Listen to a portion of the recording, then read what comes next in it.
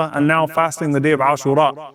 The blessings that we learn from the Prophet ﷺ, and the blessings that are given to us through some of the authentic narrations of the pious predecessors will not be able to encapsulate some of the things that perhaps we don't even know about these days, and some of the hidden blessings that Allah subhanahu wa ta'ala would bi'idhnillah envelope us in, embrace us in through His infinite mercy subhanahu wa ta'ala.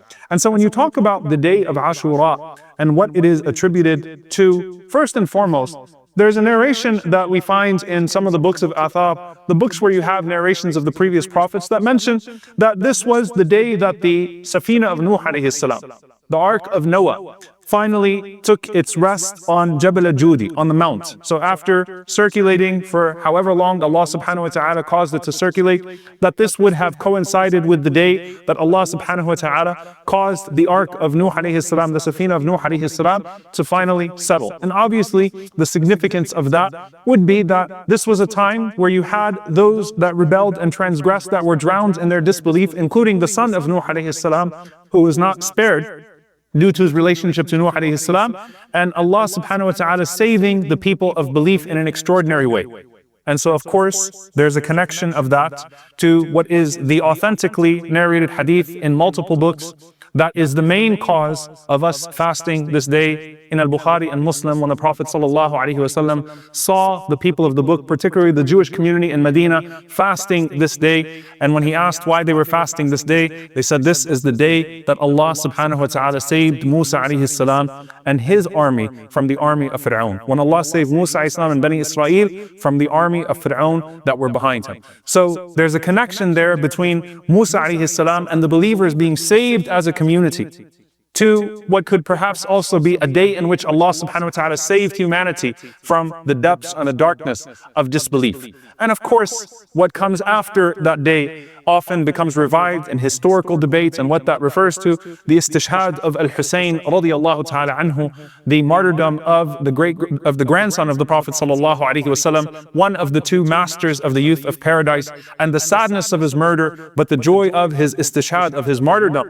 And what we take from that, of course, is what Allah subhanahu wa ta'ala teaches us about Ashab al-Ukhdud, about the people of the ditch, ذَلِكَ الْفَوْزُ الْكَبِيرُ, that it was success, that even if Musa alayhi salam and his army and his people escaped in this dunya, that what Al-Hussein radiallahu ta'ala anhu encountered of a shahada of martyrdom is a form of the ultimate success, that Allah subhanahu wa ta'ala saved him from this world, and that just as in the time of Uhud, when the Prophet sallallahu alaihi wasallam and Abu Bakr and Umar radiallahu ta'ala anhuma are standing there on Uhud, and our dead are in paradise, your dead are in hellfire.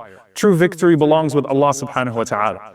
So we connect it back to, of course, from a prescriptive perspective, in terms of taking that day as a day of fasting, honoring Musa alayhi salam and thanking Allah subhanahu wa ta'ala for that victory. The Prophet sallallahu alaihi wasallam said, "Nahnu ahaqqu aw nahnu awla." Both of them are authentic. We have greater rights and we are closer to Musa alayhi salam than the people of the book. We love Musa alayhi salam. We follow the way of Musa alayhi salam. We honor all of God's prophets. We honor their message by staying upon the creed of monotheism, the Abrahamic way, the way that is pleasing to Allah subhanahu wa ta'ala, and most crystallized through the Prophet sallallahu alaihi wasallam as we have it today. So we honor the Prophet sallallahu, and we thank Allah subhanahu wa ta'ala for that blessing, and we take the lessons of that day, that Allah subhanahu wa ta'ala grants success to those who maintain His way. And in a day where, subhanAllah, we see tyranny all over the world, you really cannot keep up. You really cannot keep up. Then you once again ground yourself in that aqeedah, in that creed.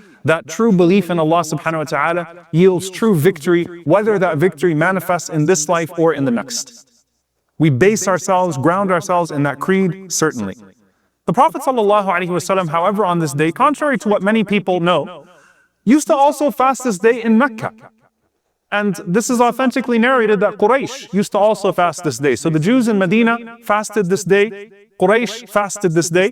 And the ulama mentioned some reasons for this, that just as some of the remnants of the Hajj, the way of Ibrahim alayhi salam, remained amongst the people of Mecca, and they had some adat, some traditions that they held on to that would have coincided with the truth, that this could possibly be one of those things. Just as, for example, when we talk about Ashura, aligning with incidents in the past as well, when Allah subhanahu wa ta'ala allowed for the 10 days of Moses, the 10 days of Musa alayhi salam, أتممناه عشرة, that we completed. تم ميقات ربي, he completed the period with his Lord by adding 10 days, that coincided with the 10 days of Dhul Hijjah, the first 10 days of Dhul Hijjah. It could also be that there was a remnant of that there was something left over that guides people to the truth. And so the Prophet ﷺ used to fast that day, even in Mecca, which is authentically narrated. Now, what do we take from this, from how we approach this day? How are we supposed to act on this day, and how seriously should we take the fast? Ibn Abbas radiallahu ta'ala anhuma, he says, ما رأيت النبي صلى الله عليه وسلم يتحرى صيام يوم فضله على غيره إلا هذا اليوم. I have not seen a day that the Prophet ﷺ singled out and took more seriously than this day, يوم عاشوراء. This day of Ashura, وهذا الشهر, and this month, meaning the best month after Ramadan for fasting is what? Muharram. This is the best month after the month of Ramadan for fasting, voluntary fasts. And subhanAllah, the day of Ashura comes on the 10th, on Wednesday. It always comes on the 10th. It comes on Wednesday this year. And then you have Thursday, which is also a day of sunnah fasting for those that would like to do so, bi'idhnillahi ta'ala. And then you get into, very quickly, Ayyam al-Bil, the white days, the middle days of the month, which also, inshallah ta'ala, are days that we could take as days of fasting. So it is the most blessed month of fasting, and this is the most blessed day. To the point that Ibn Abbas radiallahu ta'ala anhuma, some of the tabi'een, they said to them, عَجَبًا لَكُمْ يَا أَصْحَابَ رَسُولِ اللَّهِ. How strange are you, O companions of the Messenger of Allah sallallahu alaihi wasallam? You fast this day even when you travel. You fast the day even when you travel. Why is that? Whereas Ramadan, which are obligatory fasts, you put them off and you make them up. And he responded and he said, because Allah subhanahu wa ta'ala said about Ramadan, عِدَّةٌ مِّنْ أَيَّامٍ أُخَرٍ, that a person can make them up in days to come, but that is not the case for Ashura. So a person could even fast it when they are traveling to take advantage of the blessed day. And of course, those who are prohibited due to circumstances out of their hands, bidnillahi ta'ala, the reward is written down for them as well. Of course, we also know from the sunnah of the Prophet ﷺ that this was a day that was initially mandatory for the believers to fast. And then the Prophet ﷺ made it voluntary with the obligation of Ramadan. قال عليه الصلاة والسلام هذا يوم من أيام الله. This is one of the days of Allah. فمن شاء صامه ومن شاء تركه. Whoever wishes to fast it can do so, and whoever wishes not to fast can do so. And we know lastly that the Prophet ﷺ, of course, in regards to Siyam, he alayhi salatu wasalam said that if he lived another year, he would add the 9th day to the day of the 10th. He would fast both the 9th and the 10th. And one of the reasons that the ulama mentioned, one of them, of course, to distinguish ourselves from people of the book. Another one, khashyata naqs al-hilal. Imam al-Nawawi rahimahullah says, in case the hilal, the sighting was off. And we know that this year, by the way, some are fasting on Thursday, some are fasting on Wednesday. So perhaps it is an opportunity, bidnillahi ta'ala, to fast both Wednesday and Thursday to make sure that Allah subhanahu wa ta'ala counts that day for you and that you reach that day. وَقَالَ عَلَيْهِ الصَّلَاةُ وَالسَّلَامُ إِنِّي أَحْتَسِبُ عَلَى اللَّهِ أَنْ يُكَفِّرَ السَّنَةَ الَّتِي قَبْلَهُ. I seek from Allah subhanahu wa ta'ala that this day will expiate all of the sins of the previous years. How beautiful is that? Now what I want to transition to, inshallah ta'ala, in conclusion to this. In general, a day of fasting should be honored with good deeds. In general, a day of fasting should be honored with sadaqah, should be honored with charity. Should be honored, if you can, with praying janazah if there is a janazah to pray and following the janazah. Should be honored with visiting the sick if you can visit the sick. This is a general day of fasting. It should be infused with good deeds and deprived of sins that would take away the blessings. So of course, a day that is the most preferred day of the most preferred days to fast after Ramadan, how will you honor that fast? And so you find some of the narrations. One narration, which is in Ibn Abd al-Barr and al-Bayhaqi, and it is disputed in its authenticity, and I have no care to go into that dispute on the minbar. There have been entire books written about this. But just to say that some of the scholars considered it authentic, others did not, that the Prophet ﷺ said, مَنْ وَسَّعَ عَلَى نَفْسِهِ وَأَهْلِهِ يَوْمَ عَاشُورَا وَسَّعَ اللَّهُ عَلَيْهِ سَائِرَ سَنَتِهِ. That whoever spends generously on their family, on themselves and on their family on that day, in sadaqah, Allah will be generous to that person, will spend upon that person for the entire year. which is very interesting. And again, it's narrated in Shu'ab al-Iman, Ibn Abdul Barr. Many of the scholars of the Sunnah, they spoke about this narration, and one of the proofs that they mentioned were that the narrators of the hadith itself said, جَرَّبْنَاهُ فَوَجَدْنَاهُ كَذَلِكَ, that we have practiced this and we have found that reward from Allah subhanahu wa ta'ala.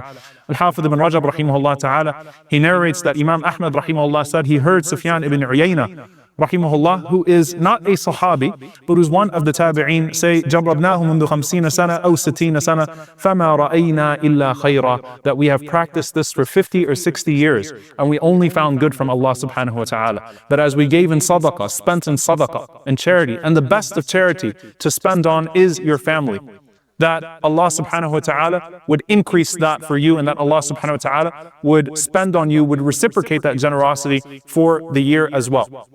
Again, whether or not it is specific as this or not, mark the day with ibadah, mark the day with worship, mark the day with charity. وَلَئِن شَكَرْتُمْ لَأَزِيدَنَّكُمْ. It is a day of gratitude, and if you are grateful, I will increase you. It is not the day of Arafah, which is marked by a day of dua, but it is a day that is legislated in the spirit of gratitude to Allah subhanahu wa ta'ala. اِعْمَلُوا آلَ دَاوُودَ شُكْرًا. So work, just like the family of Dawood alayhi salam was commanded to work deeds of gratitude on that day, give sadaqah on that day, make dua that day, of course, do the deeds that would infuse your fast with barakah, with blessing and pleasure of Allah subhanahu wa ta'ala.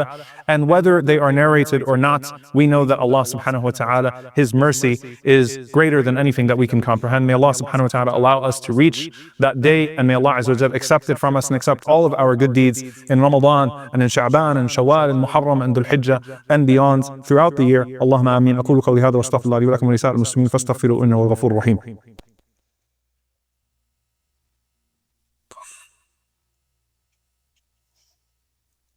الحمد لله والصلاة والسلام على رسوله الكريم وعلى آله وصحبه أجمعين. اللهم اغفر للمؤمنين والمؤمنات والمسلمين والمسلمات الأحياء منهم والأموات إنك سميع قريب مجيب الدعوات. اللهم اغفر لنا وارحمنا واعف عنا ولا تعذبنا. ربنا ظلمنا أنفسنا وإن لم تغفر لنا وترحمنا لنكونن من الخاسرين. اللهم إنك عفو كريم تحب العفو فاعف عنا. اللهم اغفر لوالدينا رب ارحمهما كما ربونا صغارا. ربنا هب لنا من أزواجنا وذرياتنا قرة أعين واجعلنا للمتقين إماما. اللهم انصر إخواننا المستضعفين في مشارق الأرض ومغاربها. اللهم أعز الإسلام والمسلمين وأذل الشرك والكاذبين ودمر أعداء الدين. اللهم أهلك الظالمين بالظالمين وأخرجنا وإخواننا من بينهم سالمين. عباد الله، أن الله يأمر بالعدل والإحسان وإيتاء ذي القربى وينهى عن الفحشاء والمنكر والبغي يعظكم لعلكم تذكرون. فاذكروا الله يذكركم واشكروه على نعمائه يزد لكم ولذكر الله أكبر والله يعلم ما تصنعون. وأقم الصلاة.